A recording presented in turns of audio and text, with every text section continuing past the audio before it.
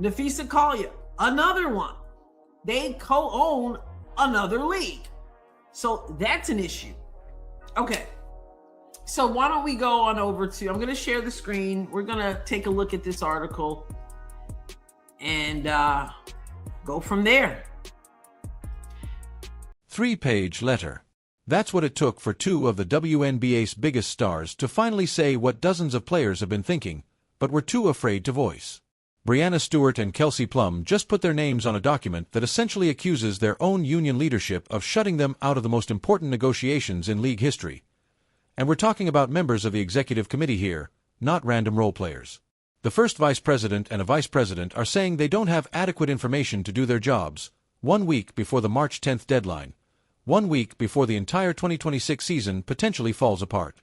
Kelsey Plum and Breanna Stewart wrote a 3-page letter Monday to Players Union Executive Director Terry Jackson, expressing, quote, serious concerns about how the PA, the Players Association, is handling the current negotiations for a new collective bargaining agreement, quote, including the lack of adequate player involvement in the process.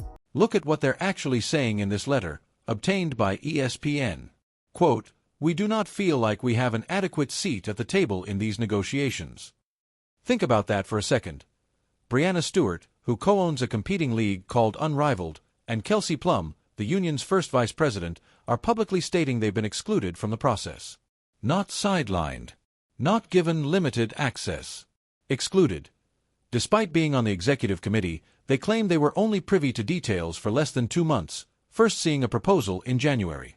The union opted out of the previous CBA 17 months ago, back in October 2020. So where was the communication for the other 15 months? College draft, currently scheduled for April 13th, a 2-team expansion draft, and free agency for more than 100 players. The letter starts with Plum and Stewart expressing, quote, immense gratitude for Jackson's leadership of the Players Association over the past decade and the results she has garnered in that span, adding they believe she wants what's best for players. So, you know, your typical tactic of starting with, we thank you for what you've done so far, and then the word, but. Here's what makes this explosive.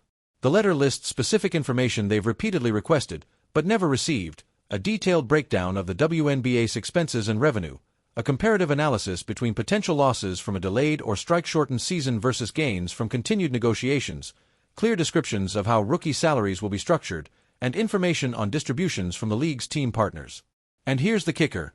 They asked for a clear articulation of the executive committee's roles and responsibilities.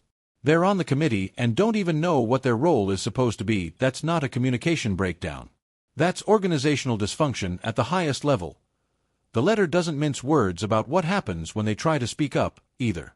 Quote, when we and other players have attempted to express concerns about negotiations, we have been made to feel as though we are acting against the interest of the Players Association. Many other players across the league feel these same frustrations and have expressed them to us, but feel afraid or unable to speak out. Those are union intimidation tactics being used against the union's own leadership. Players are scared to question the process because they'll be labeled as traitors to the cause. Association, the union, and even they haven't been given that. So, communication is clearly a problem. And I'm a firm believer in communication. So, repeatedly, they have asked for information. Why haven't they been given it? The letter continued, despite a 1.5 years of negotiations, we have... Now, connect this to what happened just days before this letter. Nearly a dozen player agents sent their own letter to Executive Director Terry Jackson, expressing their collective preference for transparency and coordinated communication.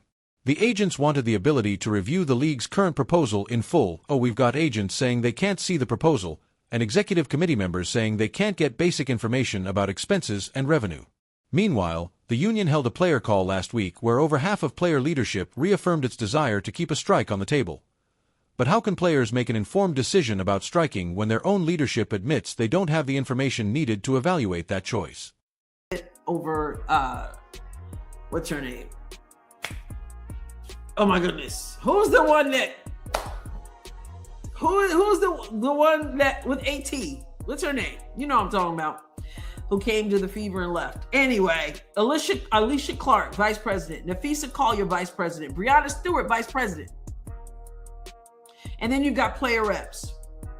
Several. I'm not going to go through all these names of player reps, but they're asking for, okay, what's our role? What's our responsibility? Okay. The timing of Kelsey Plum and Breonna Stewart speaking out makes perfect sense when you look at what they said publicly just one day before this letter, on Monday, before the unrivaled semifinals. Plum told reporters that the union should continue negotiating, but that she believes the WNBA's offer reflects a significant win with its revenue-sharing component. She went further, stating that a strike would be the worst thing for both sides. Stewart immediately backed her up, saying she agreed. That's the first vice president and a vice president publicly breaking ranks with the strike-first mentality. And, based on this letter, they're not alone in feeling that way. The problem is the division this creates. The letter explicitly states that the dynamic between union administrators and players has begun to create unnecessary divisions at a time when united front and an informed player body are essential to achieving maximum leverage. Translation: the union's lack of transparency is fracturing the players into camps, and that destroys their negotiating power. You can't be united when half the executive committee doesn't even know what they're negotiating for.